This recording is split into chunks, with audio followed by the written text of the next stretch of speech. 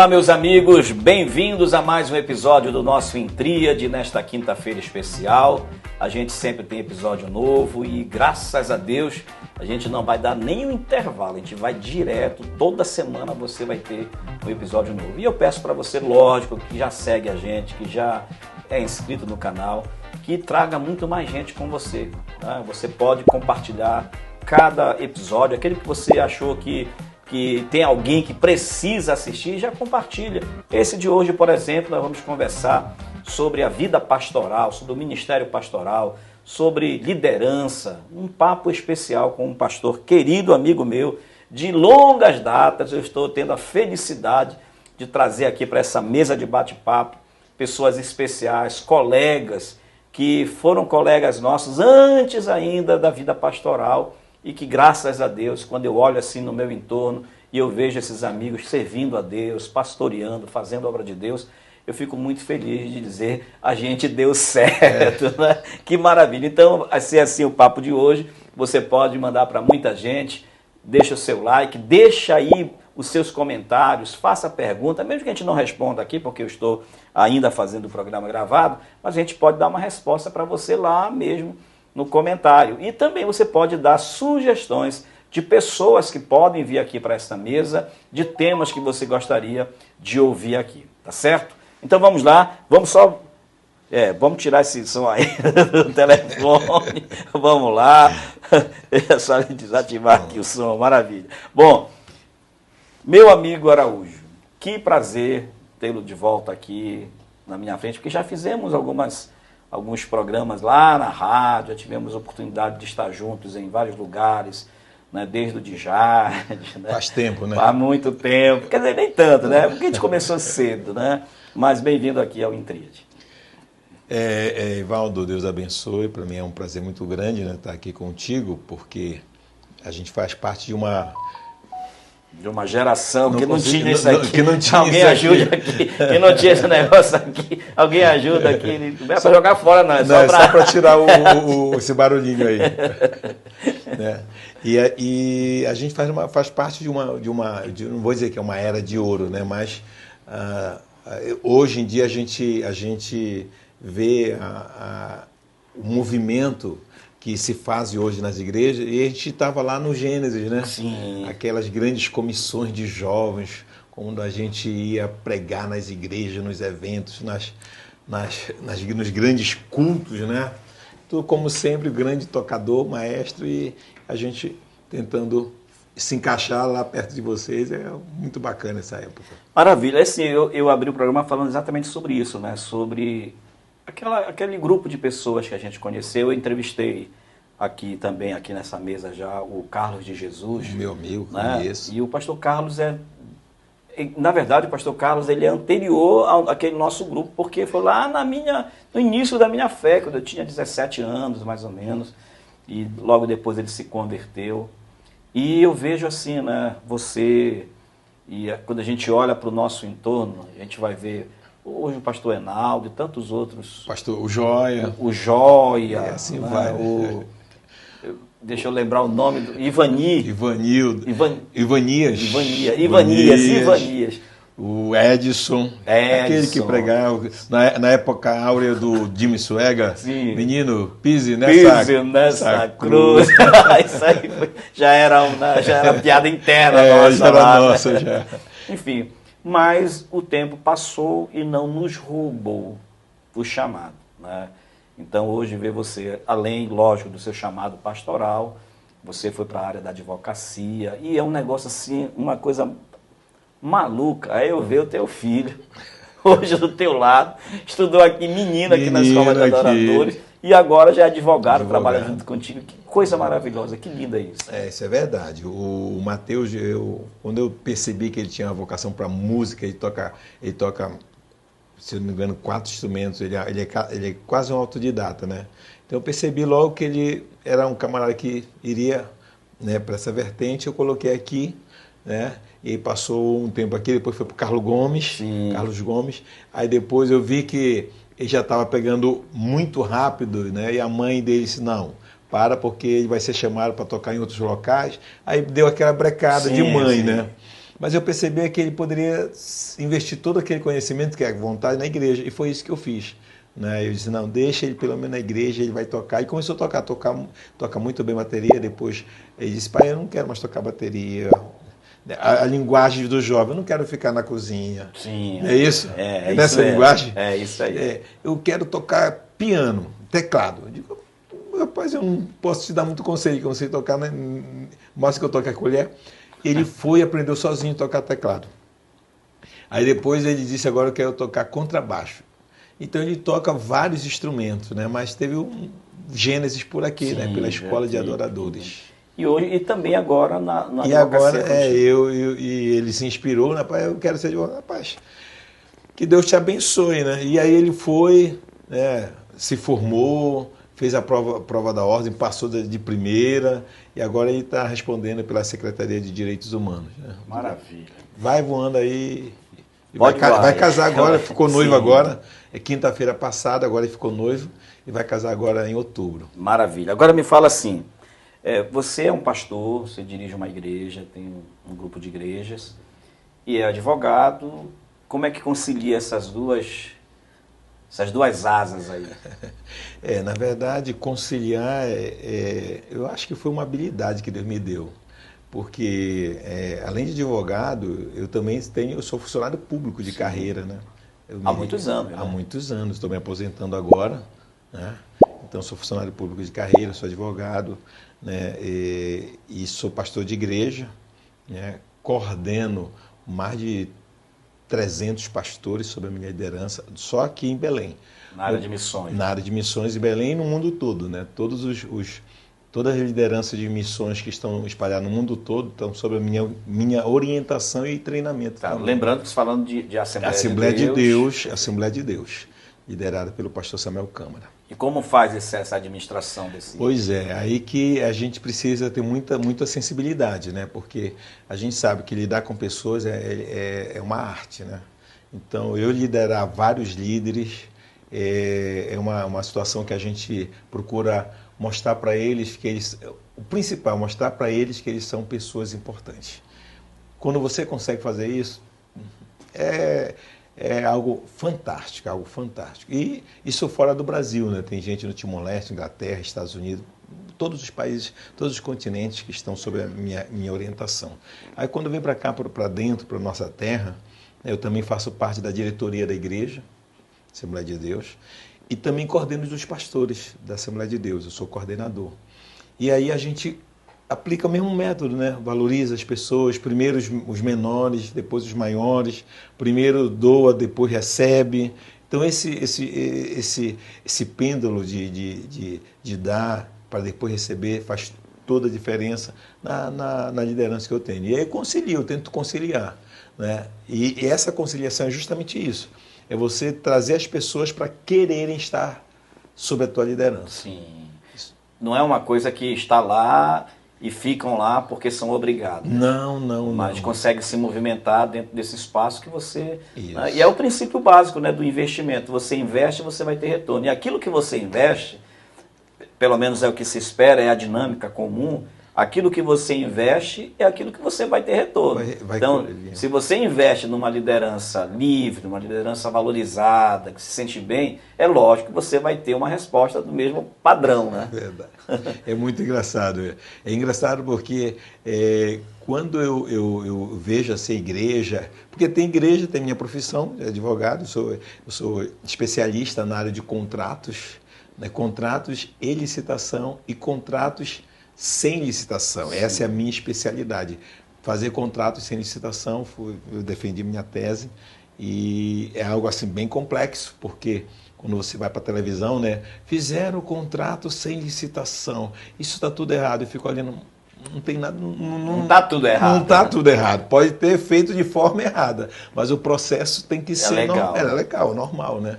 Então eu me especializei nessa área e na área da religiosa, eu me especializei em treinar pessoas, né? Eu treino pessoas, há muito tempo eu treino pessoas. Perfeito. E treino também políticos, treino empresários, e isso aí eu vou conciliando, né? Ainda tenho minha família, que são 3 filhos, né? E 3 filhos não é fácil. Eu tenho 3 filhas. Um pouco mais difícil, não, brincadeira. Um pouco mais difícil mesmo. Porque eles sempre dependem da gente. Eu não sei qual os anos que tem teus filhos, mas o meu Matheus está casando agora, com 25 anos, né? Aí eu tenho a minha filha que tem 18 e tenho o caçula que tem 17. Então quando penso que está resolvido um, eu tenho que acompanhar o outro, e assim vai. Eu já estou tendo contato agora mais com os netos, porque eu tenho 2 netos, um que já vai fazer 18 anos daqui a pouco, e o outro que vai fazer 14. Então, que bom, os teus filhos têm quase que a idade dos meus netos, viu? Verdade. A minha mais nova está ali, ó, tem 19 anos, já me ajuda aqui também na escola. Eu te conheci antes de tu nascer. Gente boa, gente boa. Bom, então, Araújo, quando a gente pensa nessa... Você falou de especialidade, né, tanto do direito e dentro do teu fazer pastoral. A gente está pensando em propósito. Eu gosto muito disso, eu gosto de falar sobre isso. Né, porque um dia eu me dei conta que eu precisava estabelecer qual era o propósito da minha vida. Né, para que eu existo? E olha que eu já trabalhei muito com isso, porque no próprio curso de psicologia, a gente trabalha com grupos interativos, a gente tem algumas coisas bem interessantes. Mas foi numa aula de escola, de treinamento dentro da igreja, que uma pessoa disse, eu quero saber o que é que eu estou fazendo aqui. Não era aqui no curso, era aqui no mundo, né? E aquilo mexeu comigo. Aquilo gerou em mim assim, essa pergunta, e eu? O que é que eu estou fazendo aqui? Qual é o meu propósito? E aí eu resolvi escrever o meu propósito de vida. Para que eu existo, né? Eu existo para desenvolver pessoas. Essa é a minha ideia, é isso que eu penso. Então, tudo que eu faço, eu percebi que tudo que eu faço que dá certo, está linkado com o meu propósito. E aquilo que eu tento fazer que não dá certo é porque não tem nada a ver com o meu propósito. Por exemplo, a escola de adoradores. A escola de adoradores desenvolve ministros de adoração para servir na igreja. Então, está linkado ao meu propósito. O meu fazer pastoral, a minha vida pastoral, eu como pastor, eu desenvolvo pessoas para terem relacionamentos com Deus. A minha área de comunicação, de atuação, por exemplo, minha área de atuação como psicólogo, eu desenvolvo saúde mental, pessoas para terem saúde mental. Então, tudo está linkado ao meu propósito. Quando você tem essa consciência, né, quando você diz, eu sou um treinador, né, eu existo para treinar pessoas, é a mesma coisa, para desenvolver pessoas através dos treinamentos. Isso faz com que fique mais leve, mais saboroso fazer, não que você não vai ter problemas, dificuldades, porque tem aqueles que a gente trabalha com a lixa mais grossa e assim, né, e vai trabalhando isso, mas estar consciente do propósito te dá essa energia maior para trabalhar. Faz sentido para ti? Faz todo sentido. Eu lidero desde os meus 13 anos. Eu aceitei Jesus com 12. E como eu sempre tinha uma voz um pouco grave, né? Sim. Eu fui para o coral de crianças. E no coral de crianças, a regente, ela detectou isso. Ela chegou comigo e disse, olha, na época era assim, Zezinho, você não pode mais cantar com as crianças. Eu digo, mas por que eu não posso cantar? Porque a tua voz é muito grossa e você acaba atrapalhando todas elas. Eu digo, meu Deus do céu, e agora? Ela disse, porém, eu vou te colocar como regente das crianças. Foi aí que começou o meu chamado de liderar pessoas. Eu liderava as crianças. Com 13 anos eu já levava elas para os cultos, aquele negócio todo, né? E a minha vida toda foi liderando. 13, 14, 15, eu fui liderando jovens, fui liderando adolescentes, e isso eu fui aprendendo, mas eu aprendi a duras penas, eu sofri demais. E desde quando eu comecei a liderar, eu dizia assim, eu ia anotando tudo que as pessoas faziam que era prejudicial para mim. Eu disse, isso quando um dia eu for líder, eu não vou fazer. E isso desde quando eu tinha 13 para 14 anos. Minha mente já trabalhava assim. Se um dia eu for, eu não vou fazer isso. Você observava, né? Então cada líder que você observava tirava uma lição de como não fazer. Como não fazer. entendeu? E isso foi moldando um caráter muito forte em mim de liderar. Tá? Eu digo assim, hoje, em decorrência de tudo que eu passei, com 18 anos, nós estávamos já pregando Sim. a palavra, que era novidade, porque nós vivíamos um momento que não tinha muita liberdade, sabe disso, né? Então, mas só o fato de nós estarmos ali na frente de multidões, pregando, né, era um fator muito importante de liderança. E isso foi minha vida toda. Depois eu fui para a igreja, e depois eu comecei a liderar o Vale da Bênção, liderei o Vale da Bênção, que na época era co-pastor, já bem novo. Eu tinha meus 24, 25 anos, e eu fui chamado para ser o co-pastor do Vale da Bênção, né, a maior igreja na época, e foi assim algo surpreendente, porque eu conseguia lidar com muitas pessoas, e as pessoas queriam estar sob a minha liderança. E quer dizer, foi um processo muito interessante. E tudo isso tem até hoje, Deus tem me abençoado. Tudo é Deus, porque eu sei que eu leio muito, eu estou lendo agora aquele livro grosso que Augusto Cury fez sobre emoções. Eu estava até lendo, antes de vir para cá, estava lendo ele, eu gosto de ler. Eu tenho costume de ler, às vezes eu leio 5 livros ao mesmo tempo. Perfeito. Entendeu? Para a mente também, às vezes falha, então tem que continuar lendo, né? Sim. Então, às vezes eu leio 5 livros ao mesmo tempo, então eu gosto de ler.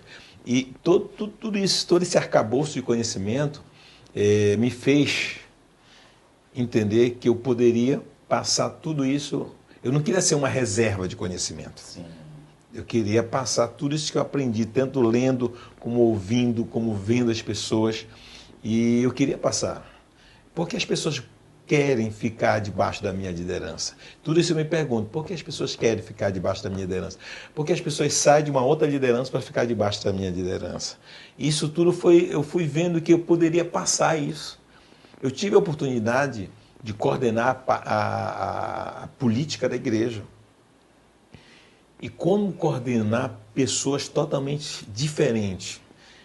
Eu liderei 4 vereadores, 2 deputados estaduais, 1 secretário municipal, 5 conselheiros tutelares. Até aí tudo bem. Só que um era do PCdoB, outro era do PT, outro era do PSC, todo mundo. E como é que eu fazia com que aquelas pessoas com ideias tão diferentes pudessem trabalhar em prol de um bem comum? Sim. Para mim isso é fantástico, entendeu?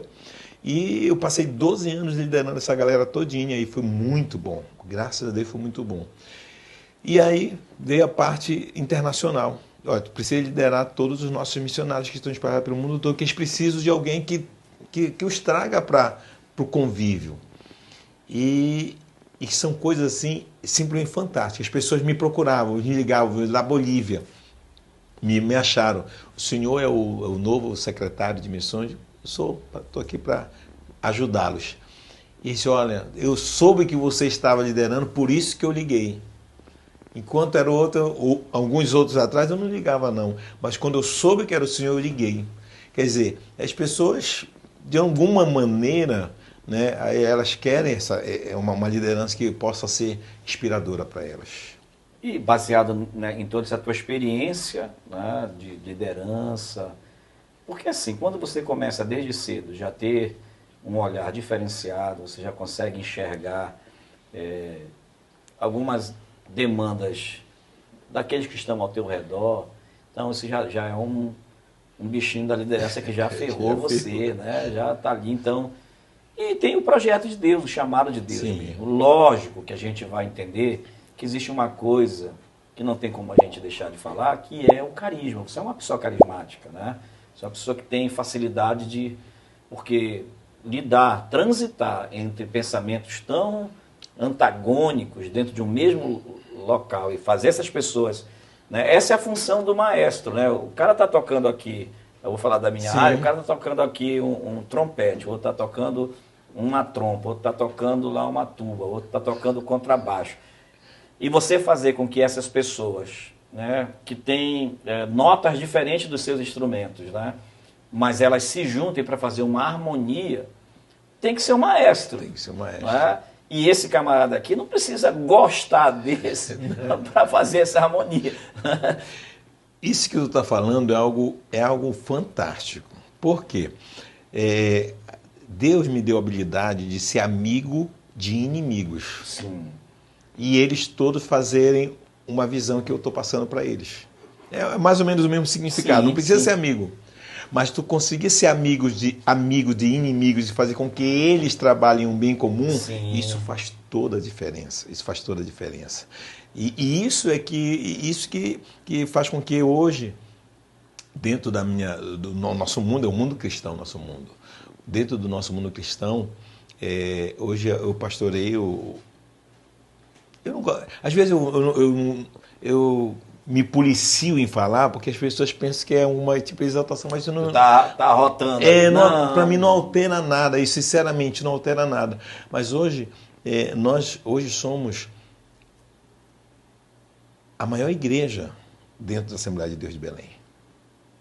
Dentro da Assembleia de Deus de Belém. A gente conseguiu fazer com que o povo se sinta tão bem liderado que eles abençoam, eles ajudam, eles são referência. Hoje eu sou uma igreja de referência. Eu costumo dizer, só de boletim. Tem duas grandes igrejas, que é o Templo Central e o Centenário, né? Sim. Que não dá para contar, porque um é um estádio e o outro é a sede, né? Sim. Mas fora desses, eu sou a primeira igreja em Belém. E as pessoas ficam assustadas. Por que uma igreja que não é tão grande consegue ser tão expressiva? Perfeito. Eu costumo dizer o seguinte, são conceitos que às vezes nem está certo, mas eu costumo dizer o seguinte, enquanto as pessoas cuidam de ovelhas soltas no pasto, eu cuido delas confinadas. Entendeu? Entendi. Então, o grau de produtividade é muito alto. Com certeza. É muito alto. Então, tudo isso faz parte da minha liderança. E são essas ideias que eu tento passar para quem está do meu lado. Como eu te falei, eu não quero ser reserva de conhecimento. Eu quero ser um expositor de conhecimento. Eu quero ser um treinador. Eu acho que eu nasci para treinar. Perfeito. Entendeu? Então, quando as pessoas, como é que tu consegue fazer isso? Eu costumo dizer o seguinte, que eu tenho que ter muito cuidado com as minhas palavras, né? Chegar no topo não é tão difícil. Mas se manter lá. Se manter lá por anos a fios, que é o grande desafio dos líderes. Que a gente conhece vários líderes que chegaram no topo e por algum motivo, por alguma situação, entraram no esquecimento, né? Então, toda essa sistemática, esse arcabouço, que eu digo, rapaz, um dia eu tenho que colocar isso para fora, porque senão eu vou morrer, eu não posso morrer com isso. Eu costumo dizer que os melhores ensinamentos estão nas lápidas dos cemitérios, mas ninguém tem acesso mais. Não é verdade? Na verdade, é assim, né? É interessante você falar isso, porque eu acho que existe uma coisa muito que é o fator principal. É o teu objetivo. Por exemplo, uma pessoa pode chegar lá no topo, porque o objetivo dela era chegar lá, né? Chegar lá. Então, e depende do que é para a pessoa chegar no topo. Para algumas pessoas, chegar no topo é ter um bom salário, ter um bom ganho, ter nome e pronto. Chegou ali, infelizmente, quando essa pessoa atinge isso aí, essa pessoa ela vai, automaticamente ela vai relaxar. E ela por quê? Porque ela não pensou o que vinha depois. E ela não pensou no processo. Porque chegar no topo não é o objetivo, na verdade. O objetivo é desenvolver, é treinar, é fazer. Então, enquanto você está lá no topo, mas você continua treinando, continua fazendo, você nunca vai descer. Nunca vai descer. Porque você não vai relaxar. E isso mostra também a tua energia, porque aí você vai ter energia. Claro que com a idade, o tempo vai passando, algumas coisas a gente não vai fazendo. Mas a energia, a vontade e a visão do que você quer continua a mesma. Verdade. Né? Você não vai abandonar para tentar outro topo, porque você chegou num lugar que não tinha a ver apenas com aquele lugar, mas com o teu objetivo, com o teu propósito de vida, que é treinar pessoas, desenvolver líderes. Eu tenho alguns conceitos, né? Uma vez o Cristiano Ronaldo, ele fez uma analogia. Quando ele era novo, quando ele tinha os seus 17 anos, ele saía do campo de defesa e fazia gol no ataque. Aproveitamento dele, 75%. Só que ele foi ficando velho. Quando ele tinha lá pelos seus 26, 27, ele já saía do meio do campo e fazia gol. Aproveitamento, 75%. Aí ele fez 32, 34, ele ficava no chuveirinho, na banheira, e fazia 75%. Olha como isso é poderoso. O tempo vai passando. Mas se você treinar pessoas, eu não faço mais aquilo que eu fazia quando nós tínhamos 18, 19 anos. Eu queria ser 20. A gente andava de manhã, de tarde, à noite, fazia aquelas invasões evangelísticas, aqueles cultos na rua. Aí eu não sei para onde, era tarde, a gente saía com dor, com febre. Hoje eu não posso mais fazer isso. Então, eu treino pessoas para que me passem da defesa para o meio campo.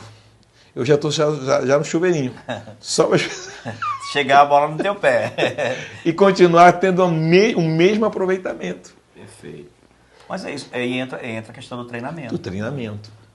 E eu acho que o treinamento envolve uma outra coisa importante, é você não ter medo de fazer as pessoas chegarem à excelência. Isso. O inimigo do excelente é o bom. Eu posso te dizer, Evaldo, que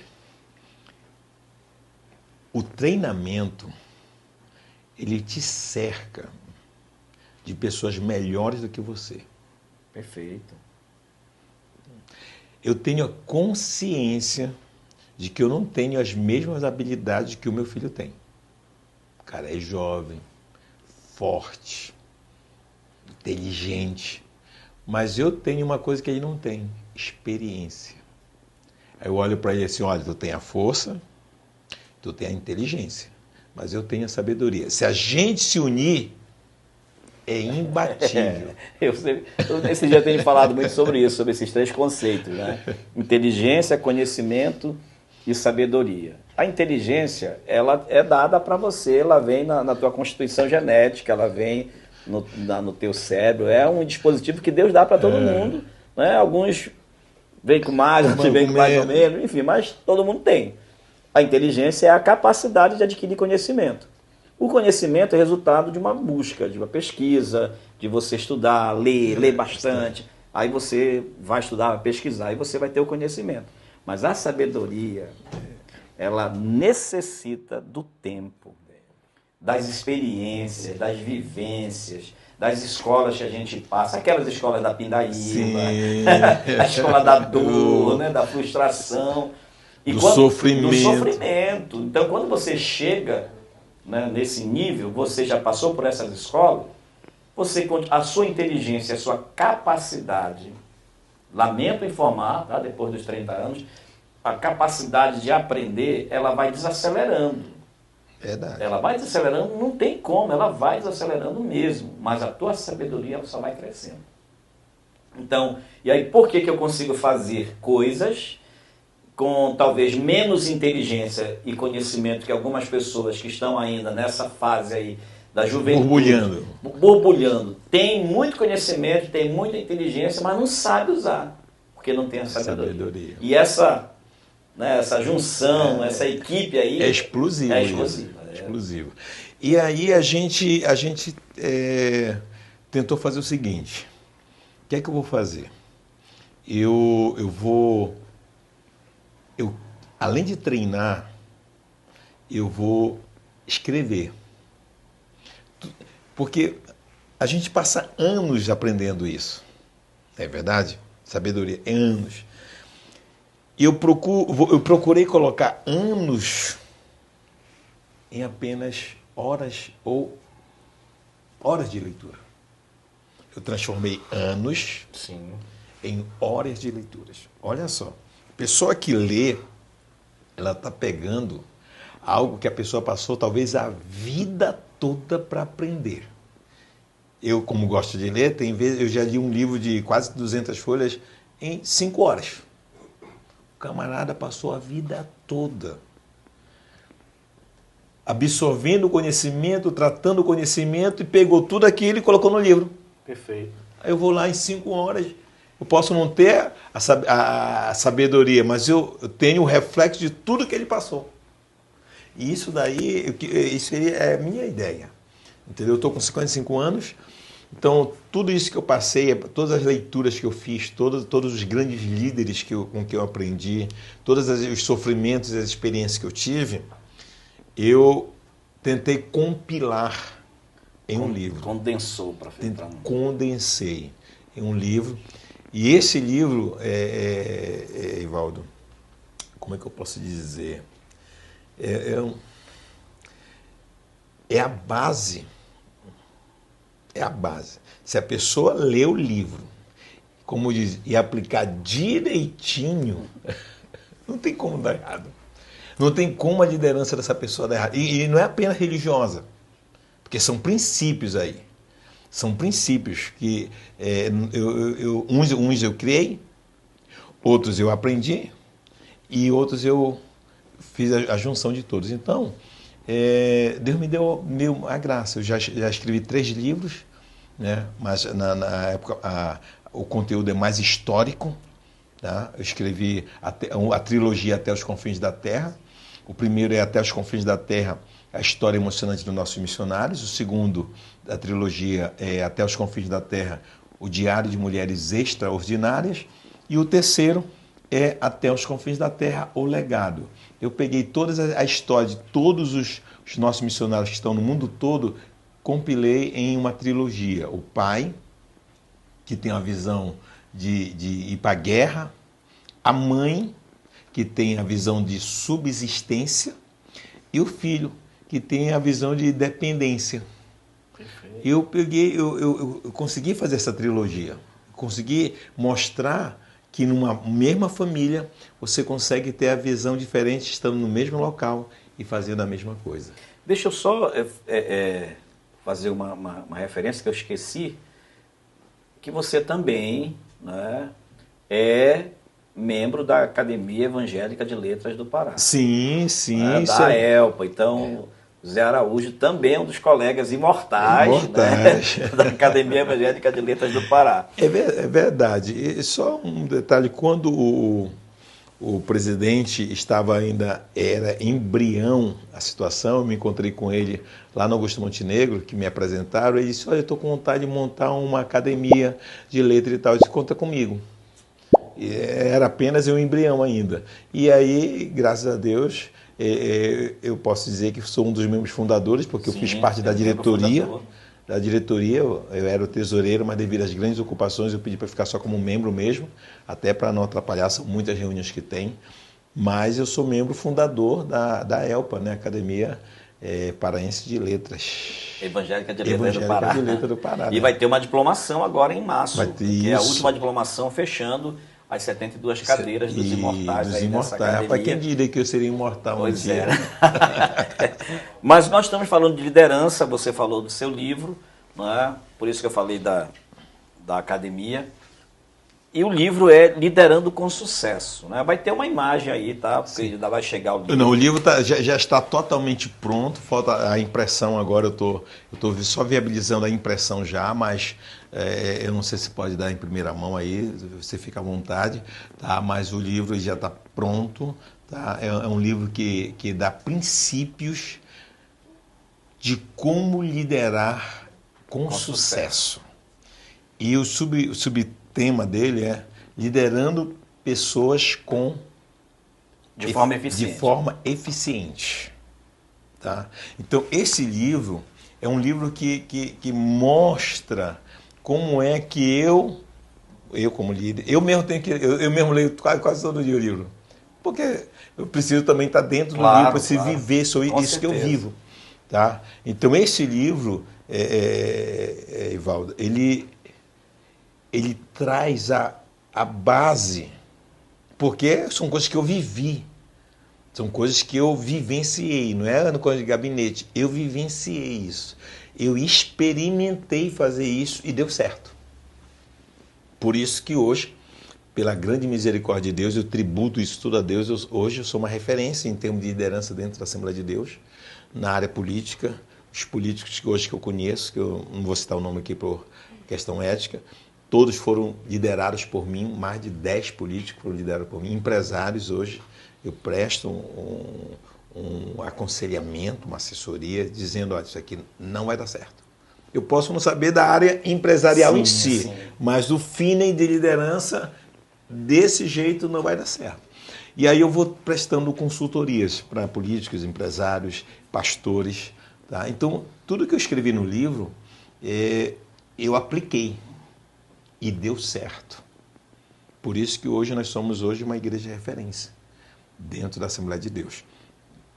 E essa aplicação eu quero passar para as pessoas. Eu não vou apenas vender livro, porque vender livro todo mundo vende, mas eu quero passar conceitos que vão nortear uma liderança que quer dar certo. Deixar um legado na liderança. Deixar um legado na liderança. Na verdade, assim, eu lembro quando uma emissora, ela completou alguns anos de jornalismo, era um jornalismo de uma emissora, não vou citar o nome também, mas completou o diretor-chefe lá, o redator-chefe, o diretor do jornal.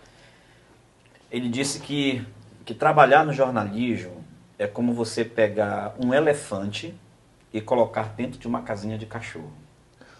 Então, por quê? Porque são muitos temas, o pessoal que trabalha aqui em edição sabe disso, né? Pega, às vezes, uma matéria que teve 5 horas de filmagem para transformar em 5 minutos para jogar para a televisão. Não é isso, Florino?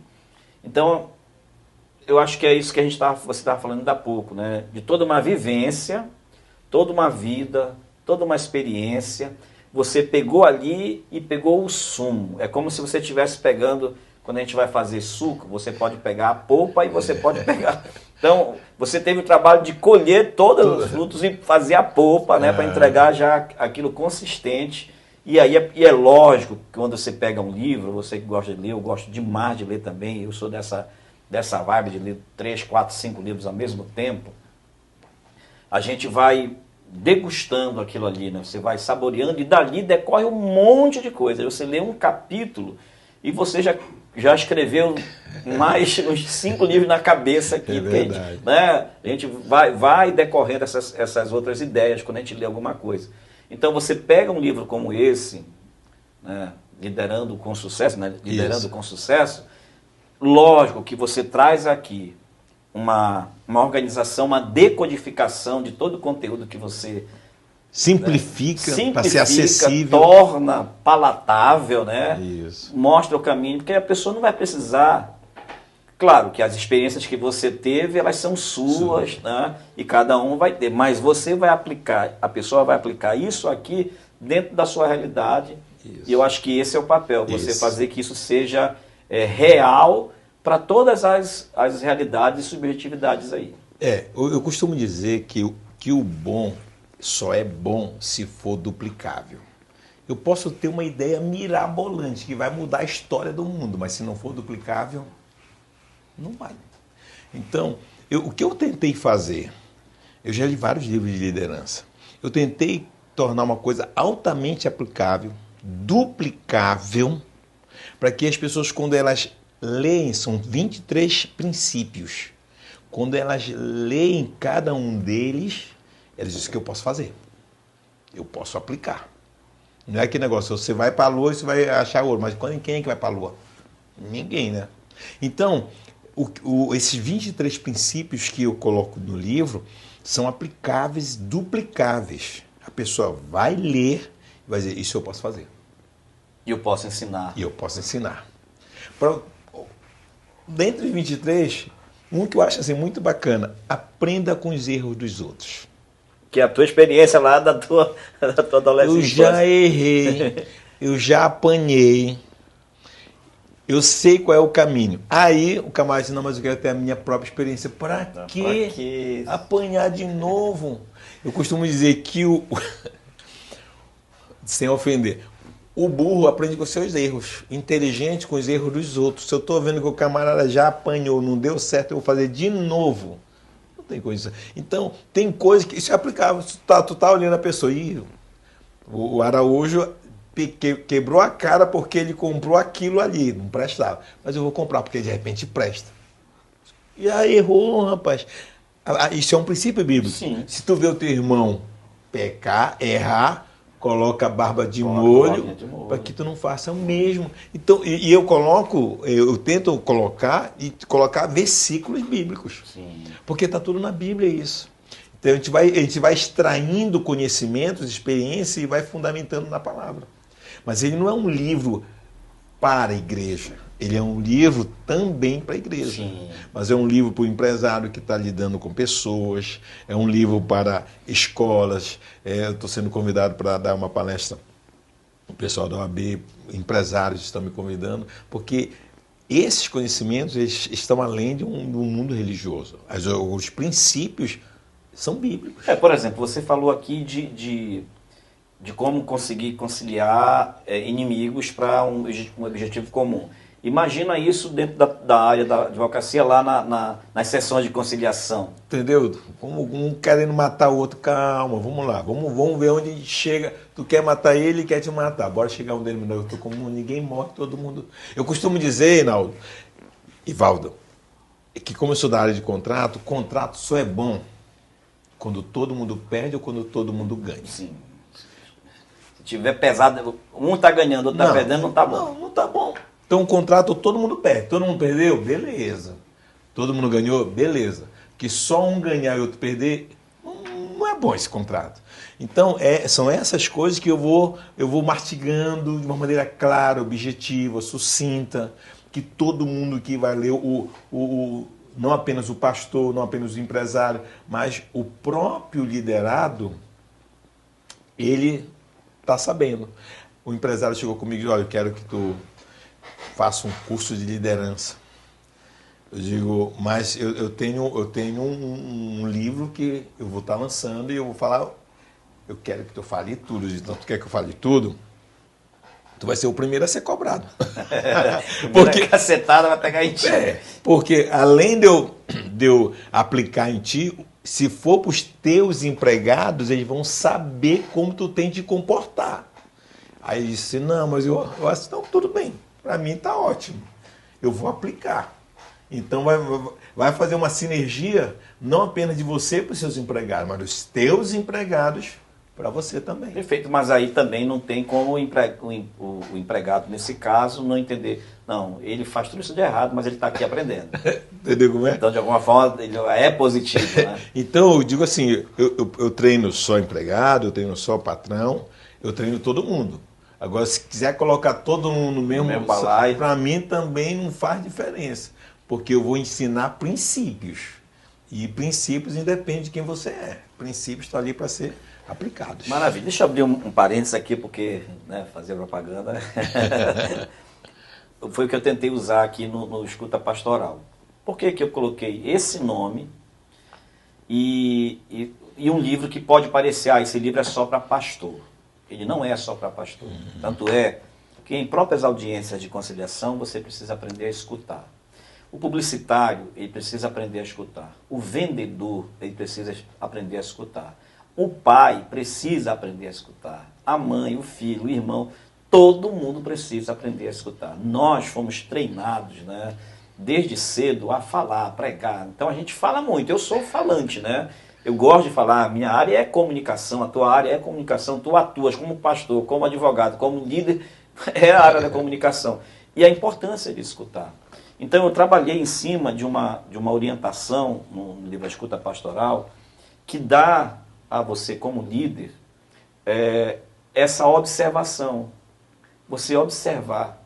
Porque às vezes você pega um material como o seu, Liderando com Sucesso, que é um material riquíssimo para levar pessoas a se desenvolverem como líderes. Essas pessoas, elas aprendem isso aqui, elas vão aplicar, elas vão multiplicar, e aí elas vão encontrar no caminho alguma coisa que ela vai dizer assim, caramba, eu já vi isso em algum lugar, lá no livro, é isso aqui. A mesma coisa eu pensei em fazer isso, as pessoas elas se desenvolvem como pastores, aprendem no seminário, a homilética, a hermenêutica, a exegese, aprende a elaborar bons sermões, mas poucas pessoas são treinadas para escutar. Verdade. E esse livro nasce há muito tempo no meu coração, mas especialmente porque uma época na própria rádio Transpaz, quando dirigia a rádio, era muita gente que me procurava, muita gente, para divulgar trabalho. Então eu já estava assim, quando alguém entrava na minha sala, eu já dizia, caramba, mais um. E a minha escuta ficou terrível, porque agora eu não queria mais escutar ninguém. E a gente sabe o quanto é importante. Né? Então eu tentei, e da mesma forma, que isso seja multiplicável, que a pessoa aprenda. Eu fiz um livro bem suave, bem fluido, né? Para a pessoa começar a ler e ter vontade de ler até o final, realmente. Sim. E lá no final do livro, eu coloquei, olha, fazendo propaganda do meu livro, na cara do cara que está lançando o livro dele. Mas eu depois vou dizer que eu fui inspirado nesse livro também. Então lá no final eu fiz aqui o Formando Conselheiros, que é um programa para a formação de conselheiros. Está tudo aqui. Enfim, voltando aqui para a liderança. Não, mas só para agora eu quero dizer que quando eu vi o teu livro, eu fiquei inspirado nele. E o meu livro, a capa do meu livro, ele tem uma pegada. Uma pegada igual eu achei muito esse teu livro. Eu vou ler, não tive a oportunidade de ler, eu gosto de ler também. Mas eu vou ler ele. Esse livro aí é aquele livro que tu lê, começa a ler e não termina mais, né? Vai para cima. Verdade. Então, só quero deixar registrado aqui que a capa do meu livro teve inspiração no teu livro. Foi inspirado aqui, eu vi que você mandou, né, pro seu design lá. Eu mandei. Que maravilha, que bom. Então, aqui vou deixar aqui os parabéns pro Norival, que é o nosso designer, Sim. Nosso querido lá da Pirgos, que foi o que fez aqui a capa do livro e faz a capa de todos os meus livros, inclusive do próximo que eu vou lançar, que é um relançamento, na verdade.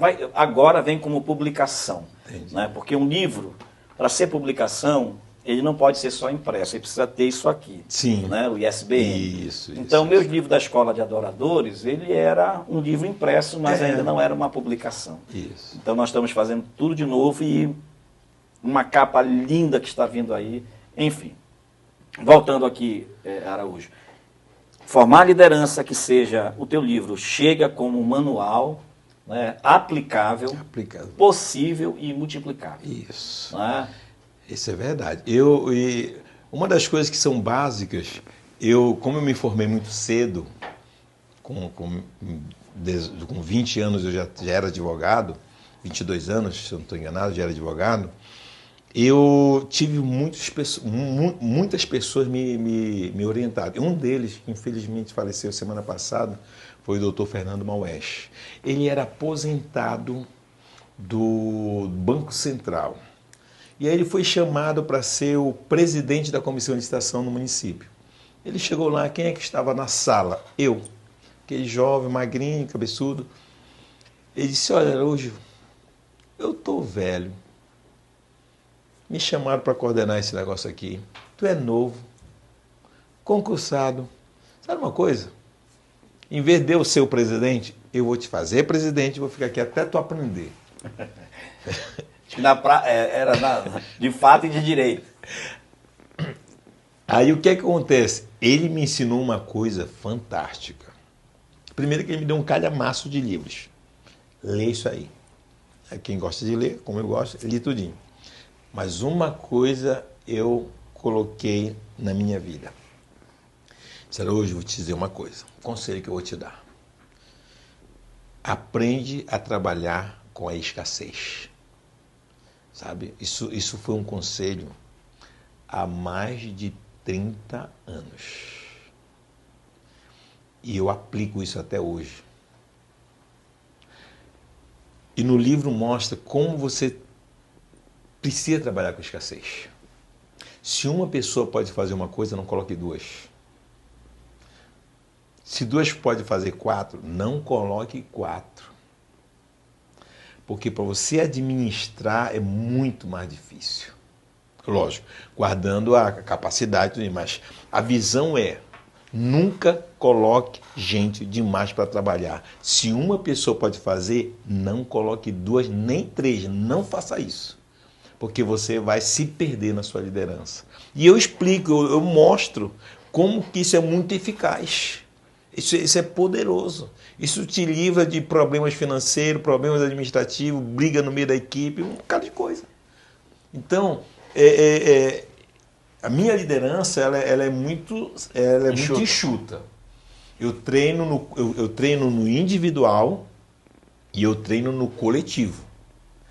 A diferença do individual para o coletivo é que o individual ele é mais eficiente, mas o coletivo é mais produtivo. Sim.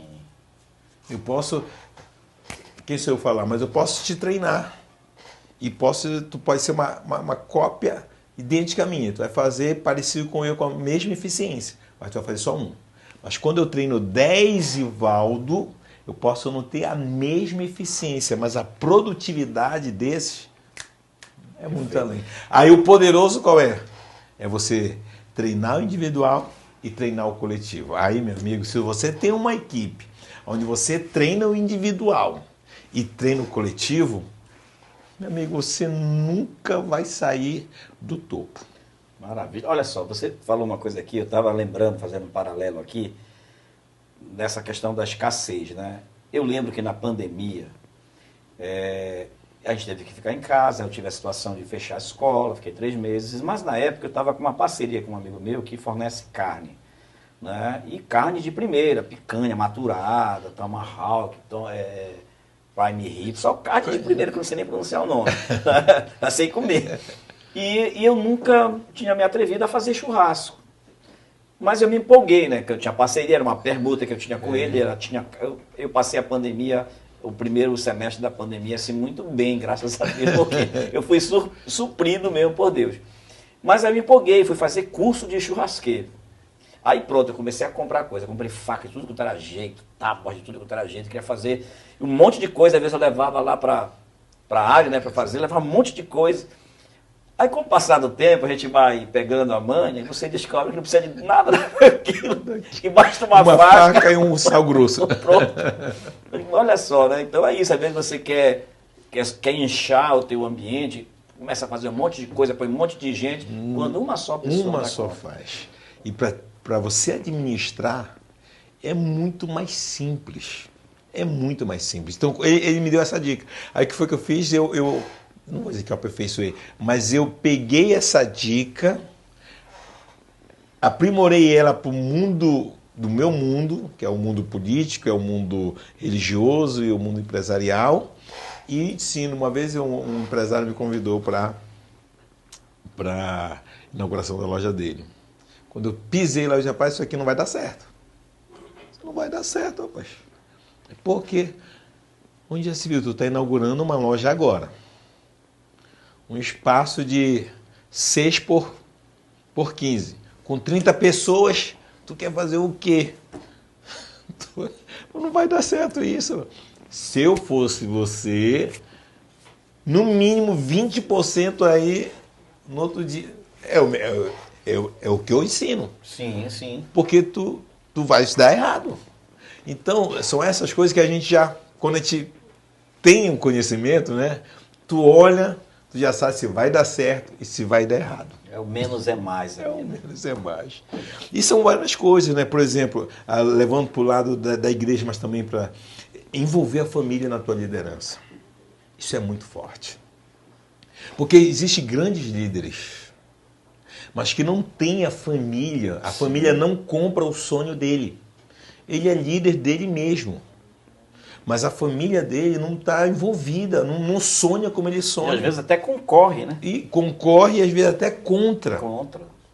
Então eu mostro aí que como envolver a família na tua liderança. E para isso eu chamo um dos maiores líderes que eu acredito, que é Noé. Depois de 120 anos, ele conseguiu colocar toda a família dentro da arca. O cara é brutal. Está entendendo? Então eu procuro mostrar que a liderança ela é importante quando você consegue trazer a sua família para dentro da sua liderança. E eu mostro aí como é que você traz o seu filho, sua esposa, como é que você faz com que eles vibrem com o teu sucesso, façam parte do teu sucesso. Porque eu entendo que hoje eu sou uma liderança, sou uma referência, mas os meus filhos todos estão lá. Eu tenho um que é o Mateusão, é o líder dos jovens. Minha filha Suzana, que fez 18 anos, líder dos adolescentes. Meu filho Lucas é o coordenador da mídia, entendeu? Minha esposa, coordenadora das mulheres. Então eu consegui trazer para dentro da minha liderança que eles sonhem o mesmo meu sonho, porque não vale eu sonhar sozinho. Sucesso só é bom quando é no plural. Não, e é interessante porque cada um deve ter os seus sonhos pessoais, Sim. mas eles pegam tudo isso aí e se juntam. Perfeito. Você não tem que eliminar sonhos de ninguém. Não, muito pelo contrário, eu tenho que fomentar. E tá no livro. Fomente o sonho dos seus liderados. Maravilha. Bom, na verdade, Araújo, esse vai ser o episódio Araújo.1. Né? Porque quando chegar o livro... O livro, aí eu vou dissecar. Aí a gente vem fazer aqui uma leitura junto, né? Apresentar tá, aqui. Mas eu acho que esse é o caminho. Porque falar de liderança é muito vasto, é muito rico, né? Rico. E lógico que tem o seu olhar, a sua experiência, a sua expertise, né? A tua vivência desde a tua adolescência, e que você pega isso, sintetiza e faz nanotecnologia, né? Porque fica altamente eficiente e eficaz dentro de 100 e quase 200 páginas, né? Um manual para liderança, né? As pessoas perguntam, puxa, mas já tem tanto livro para liderança. Quando a pessoa diz assim, não, mas já tem tanto livro, a primeira coisa que eu pergunto, e quantos tu já leste? A pessoa não leu nenhum. Não, tem um monte de livros sobre liderança, tá aí, você já leu quanto? Quanto mais tiver, mais eu quero. Verdade. Né? E lógico que aqui tem uma experiência pessoal, né? De alguém que tem respaldo, que tem know-how para falar, que tem expertise. Porque os grandes líderes se perdem, e aí eu vou colocar ao lado da igreja, grandes pastores se perdem na sua liderança por um princípio simples, que tu já falaste. Ouça as partes envolvidas no conflito, ainda que uma dessas partes seja seu amigo pessoal. Sim. O que eu vejo de problema que eu tenho que depois resolver é porque o camarada não ouviu as partes. Não é um conceito simples isso? Com certeza. Mas se tu for ver os conflitos que existem dentro da igreja, muitos deles é porque você não ouviu as partes envolvidas. Então são coisas assim. Escuta, pronto. Não ouviu, não teve a escuta. E isso, o teu livro é um livro muito bom. Só pelo que tu está falando, ele é muito conectado com o que eu estou escrevendo. Tá? E tem outros princípios aí, são 23, eu falei pelo menos uns 4. Mas esse livro, Evaldo, eu não tenho nenhuma dúvida. Tá? Por isso que eu estou me avorando, querendo me colocar no mundo o mundo digital, é isso? Digital, eu sou meio analógico, mas eu estou querendo me colocar no mundo digital porque eu entendo que isso vai ajudar muitas pessoas. Porque o que é bom para mim, eu quero repartir para as outras pessoas. Se deu certo para a minha liderança e eu fiz com que tudo que eu aprendi se torne acessível e duplicável, pessoas serão abençoadas, líderes serão abençoados. Então eu queria abençoar pessoas. Eu queria tirar líderes que estão no sufoco, perdendo suas igrejas, empresários que estão perdendo as suas empresas, pais que estão perdendo, pastores que não conseguem trazer os filhos para o seu ministério, porque não conseguem liderar. Então, eu preciso que as pessoas entendam o valor de uma liderança de sucesso e como liderar pessoas de forma eficiente, porque liderar, muita gente lidera, mas de forma eficiente, são poucos. Maravilha. Bom, então, o tempo já foi embora. Vamos deixar para os próximos capítulos. Para o episódio na Araújo.2. Araújo, muito obrigado por ter vindo aqui, aceitado o convite, falar de um tema tão importante, que me é muito caro também, gosto muito desse tema. E a gente vai ter outra oportunidade, inclusive, quando chegar o livro, você já está intimado a estar aqui, trazer o livro, né? A gente pode mostrar a capa do livro? Pode, então, vamos dar aqui, pode. Tá? A gente vai colocar aí para o pessoal já ver, já dar esse spoiler. Né? Dar esse spoiler aqui. Eu quero agradecer, Evaldo, eu quero agradecer não pela nossa amizade muitos anos, pode ser até décadas, né? Que Deus continue te abençoando e prosperando a tua vida, a vida dos teus filhos, né? A tua empresa. Que o Senhor continue, que o favor do Senhor continue sobre a sua vida, sobre a vida da sua esposa, de toda a sua família, no nome de Jesus. Amém. Gente, que maravilha, hein? Tema de hoje muito vasto, muito bom, e vai ter mais, tá? E a gente sempre está aqui com um episódio novo a cada quinta-feira, com assuntos diversos. Hoje nós passeamos aí dentro do assunto liderança, vida com Deus, pastorado, enfim, história de fé. E é isso que a gente faz aqui, oferecer para você bons conteúdos, tá certo? Compartilha com muita gente, deixe seu comentário, seu like e até o próximo, se Deus quiser.